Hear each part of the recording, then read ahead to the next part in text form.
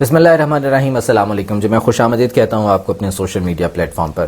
میاں نواز شریف صاحب کی واپسی کی بڑی باتیں کی جاتی ہیں۔ کبھی کہا جاتا ہے کہ وہ اگلے مہینے واپس آ رہے ہیں، کبھی کہا جاتا ہے وہ 3 مہینے میں آ جائیں گے، کبھی کہا جاتا ہے کہ الیکشن سے پہلے آ جائیں گے۔ الیکشن تو پتہ نہیں ہونے ہیں کہ نہیں ہونے۔ تو میاں نواز شریف صاحب کی واپسی اب ایک بہت بڑی خبر آئی ہے۔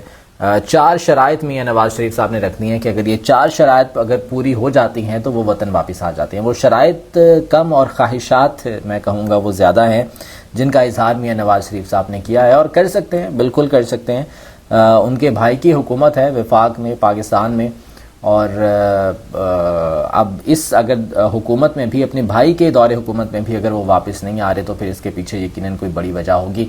لیکن 4 خواہشات اب ان کی جانب سے سامنے آئی ہیں۔ سینئر صحافی ہیں مار مسعود صاحب، انہوں نے یہ اپنے ذرائع سے دعویٰ کیا ہے۔ بہت باخبر صحافی ہیں، سینئر ہیں، ان کی رابطے ہوتے رہتے ہیں، تو ڈیفینیٹلی خبر جو ہے وہ کافی حد تک سچ بھی ہو سکتی ہے، بلکہ ہوگی۔ اب وہ 4 خواہشات کون سی ہیں جو کہ میاں نواز شریف صاحب نے جن کا اظہار کیا ہے؟ پہلی شرط تو یہ ہے، خواہش یہ ہے کہ نواز شریف اداروں اور عوام سے اسی توقیر کے متقاضی ہیں جس کے وہ حقدار ہیں۔ وہ کہتے ہیں کہ ہزاروں خواہشیں ایسی کہ ہر خواہش پہ دم نکلے، بہت نکلے میرے ارماں لیکن پھر بھی کم نکلے۔ تو کچھ ایسی ہی صورتحال اب میاں نواز شریف صاحب کے ساتھ ہے، یعنی کہ وہ کہہ رہے ہیں کہ وہی عزت انہیں واپس دی جائے جس کے وہ حقدار ہیں۔ اب پہلی بات تو یہ کہ وہ حقدار ہیں بھی ہیں کہ نہیں ہیں، اگر ہیں بھی تو کس بنا پر ہیں؟ پاناما پیپرز میں نام آنے پر، کرپشن ثابت ہونے پر وہ نااہل ہوئے تھے اور تاحیات نااہل ہوئے تھے، جس کے بعد وہ 50 روپے کے سٹیمپ پیپر پہ اپنے بھائی کو گواہ بنا کر وہ چلے گئے علاج کروانے کے لیے بیرون ملک، اور آج واپس آتے ہیں۔ وہ اتنا عرصہ گزر گیا اپنے بھائی کے دور حکومت میں تو وہ واپس آئے نہیں ہیں، علاج ان کا ابھی تک مکمل ہو نہیں سکا، تو اب وہ کہہ رہے ہیں کہ جی وہی عزت، وہی توقیر اداروں سے اور عوام سے واپس ملے گی تو وہ واپس آئیں گے، یعنی تو پھر نہ آنے والی گل ہو گئی نا۔ تو یہ ان کے جانب سے جو ہے وہ پہلی شرط رکھی گئی ہے، پہلی خواہش کا اظہار کیا گیا ہے۔ وہ کہتے ہیں کہ جی نواز شریف کے خیال میں کہ ان کی شخصیت، خاندان، پارٹی اور کارکنوں کے خلاف جو گھناؤنے الزامات گزشتہ دور میں لگائے گئے ہیں وہ سب کے سب واپس ہونے چاہیے۔ وہ 3 دفعہ اس ملک کے وزیر اعظم رہے ہیں اور ان کے خاندان نے ملک کی ترقی میں اہم کردار ادا کیا ہے، اور اس کے بدلے وہ کسی عہدے کے نہیں بلکہ احترام کے متقاضی ہیں۔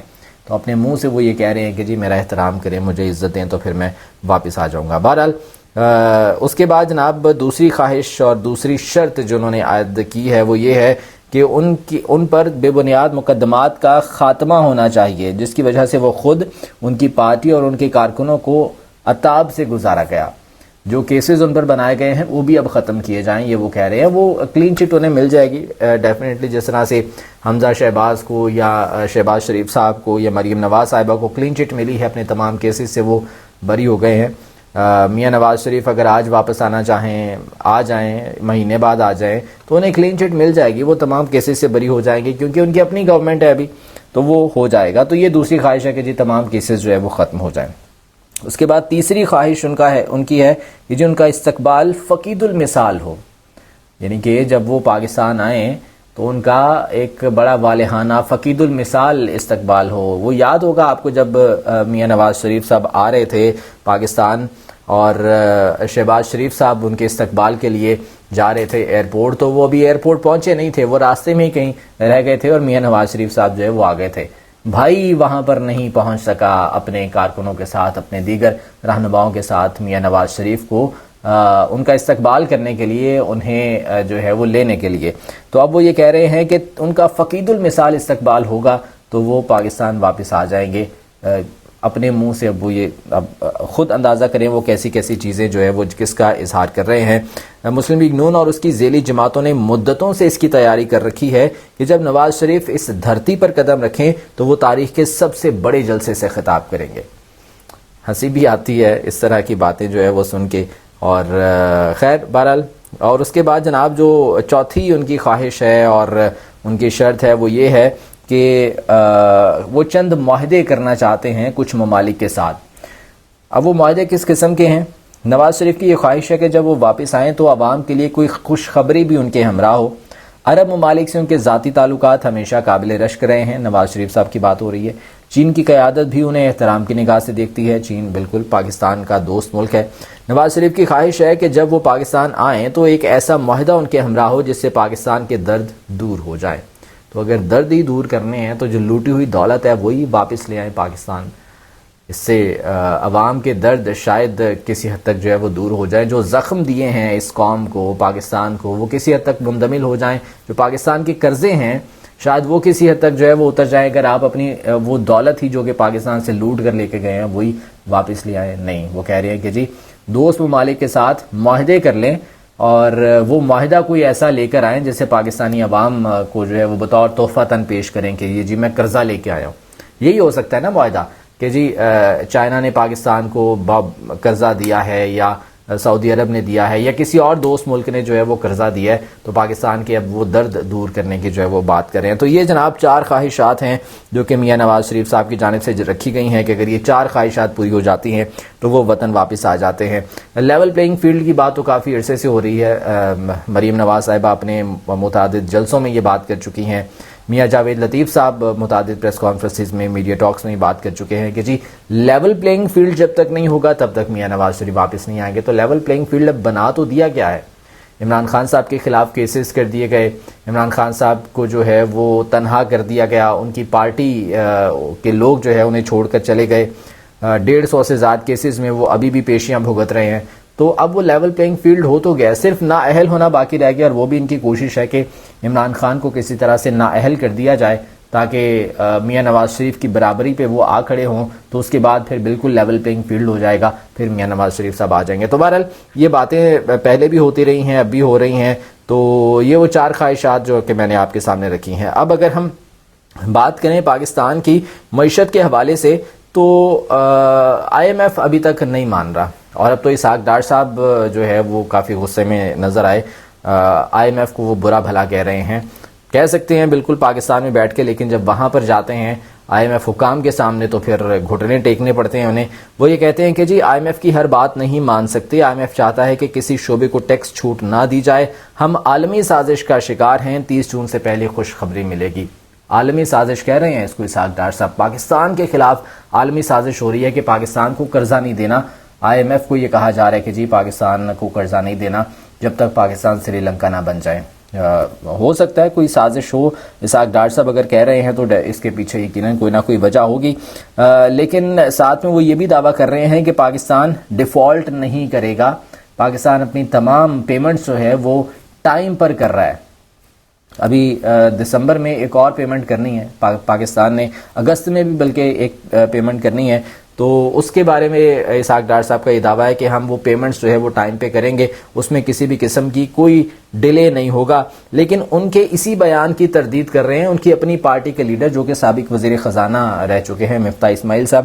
وہ یہ کہہ رہے ہیں کہ یہ کہنا کافی نہیں ہے کہ جیو پالیٹکس ہو رہی ہے. یہ جو سازش کی بات کر رہے ہیں نا اسحاق ڈار صاحب کہ جی پاکستان کے خلاف عالمی سازش ہے, مفتاح اسماعیل صاحب کہہ رہے ہیں کہ یہ کہنا کافی نہیں ہے کہ یہ جیو پالیٹکس ہے. آپ ریسٹرکچرنگ کی بات کر رہے ہیں کہ تمام تر چیزوں کو ریسٹرکچر کرنا ہے, تو یہ ڈیفالٹ نہیں ہے تو اور کیا ہے. ایک انٹرویو دے رہے تھے وہ ایک نجی ٹی وی کے پروگرام میں مفتاح اسماعیل صاحب, اور انہوں نے کہا کہ چین نے ابھی بھی 2 بلین نہیں دیے اور ہم ابھی بھی چین پر تکیہ کیے بیٹھے ہیں. $2 بلین کا جو ان کے ساتھ یقین دہانی ہوئی تھی. IMF نے یہ کہا تھا نا کہ آپ یقین دہانیاں لیں اپنے دوست ممالک سے کہ وہ آپ کو پیسے دیں گے تو اس کے بعد ہم بھی آپ کو جو ہے وہ پیسے دیں گے. UAE سے یقین دہانی لی, چائنا سے یقین دہانی لی, سعودی عرب سے انہوں نے کوشش کی کہ جناب یقین دہانی لیں, لیکن چائنا نے صرف یقین دہانی دی ہے, پیسے نہیں دیے.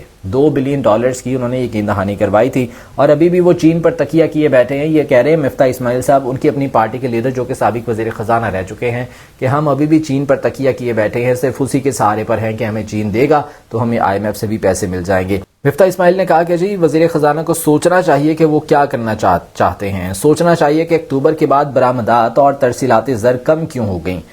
آپ یہ نہیں کہہ سکتے کہ بال سوئنگ ہوئی ہے کیونکہ آپ نے بیٹنگ کرنی ہے. اب اگر وہ پچ پر موجود ہے, اگر وہ کریز پر موجود ہیں اسحاق ڈار صاحب, تو بیٹنگ تو کرنی ہے.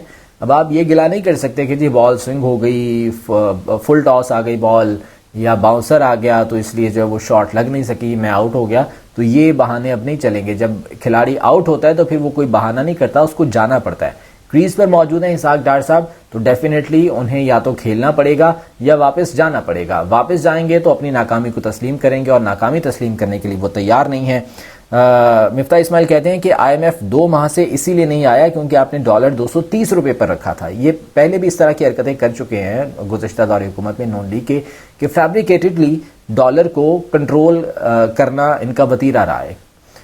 مصنوعی طریقے سے ڈالر کو کنٹرول کیے رکھتے ہیں, جس کی وجہ سے مارکیٹ میں ایسا لگتا ہے کہ جی ڈالر کا ریٹ کم ہے, لیکن اصل میں ڈالر کا ریٹ بہت زیادہ ہوتا ہے. اب بھی انہوں نے اسی قسم کی حرکت کی, 230 روپے پر ڈالر کو رکھا. اسی وجہ سے آئی ایم ایف نے ہاتھ پلہ نہیں پکڑایا, آئی ایم ایف نے جو ہے وہ قرضہ نہیں دیا. اب ڈالر 300 روپے پر جا چکا ہے اوپن مارکیٹ میں, بلکہ اس سے بھی اوپر ٹریڈ ہو رہا ہے. انٹر بینک کی بات کریں تو 285-286 روپے پر ٹریڈ ہو رہا ہے. تو اب یہ کہتے ہیں کہ جی ہمیں آئی ایم ایف قرضہ نہیں دے رہا.